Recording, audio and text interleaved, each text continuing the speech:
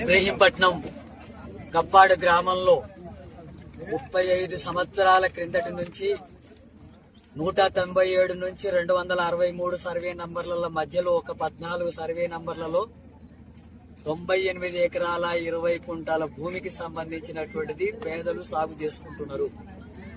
ఈ భూమిని అక్రమంగా బినామీ పేర్లతో బుచ్చిరెడ్డి ఒక భూస్వామి, దానికి ఇప్పటికే 200 ఎకరాల భూమి ఉంది. అయినా సరే భూపరిమితి చట్టాన్ని అతిక్రమించి అక్రమంగా ఈ భూమిని కూడా ఆక్రమించుకునేటటువంటి ప్రయత్నం చేశాడు. కోర్టులో కేసులు వేయడం జరిగింది.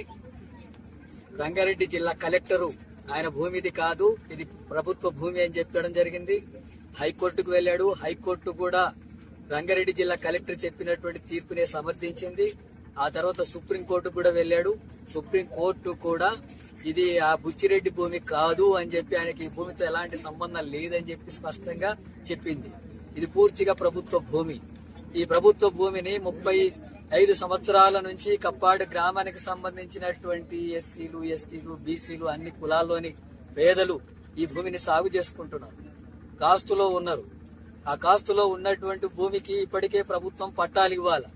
కానీ పట్టాలు ఇవ్వకుండా ప్రభుత్వం జాప్యం చేస్తున్నటువంటి నేపథ్యంలో ఈ బుచ్చిరెడ్డి మళ్లీ అక్రమంగా రకరకాల పేర్లతో ఇక్కడ ఉండే స్థానిక అధికారులను ఇన్ఫ్లుయెన్స్ చేసి ఆ భూమిని ఆక్రమించుకునేటటువంటి ప్రయత్నాలు చేస్తున్నాడు.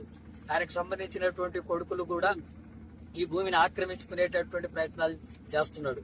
అందుకే ఈ రోజు మళ్లీ పెద్ద ఎత్తున మొత్తం రైతులంతా కూడా, ఇక్కడ ఉండేటటువంటి పేదలంతా, కూలీలంతా కూడా మళ్లీ విత్తనాలు వేసి యథావిధిగా సాగు చేసుకుంటున్నారు. 38 సంవత్సరాల నుంచి కాస్తులో ఉన్నటువంటి దాదాపు 200 కుటుంబాలకు పైగా ఉన్నటువంటి పేదలకు ఒక పట్టాలు ఇవ్వాలని చెప్పి సిపిఎం పార్టీగా డిమాండ్ చేస్తున్నాం.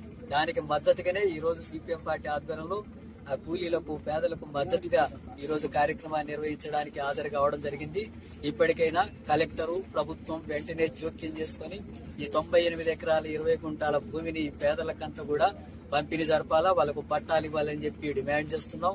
ఆ రకంగా జరగకపోతే కలెక్టర్ కార్యాలయాన్ని దిగ్బంధం చేస్తాం. అవసరమైతే ఇంకా అంతకంటే పెద్ద ఎత్తున ఆందోళన పోరాటానికి పూనుకుంటాం. ఇక్కడ భూమిని వదిలే సమస్య లేదు. భూమి పేదలకు వచ్చేంత వరకు సిపిఎం పార్టీ పూర్తిగా ఈ గ్రామ ప్రజలకు, పేద ప్రజలకు అండగా నిలబడి పోరాడుతుంది.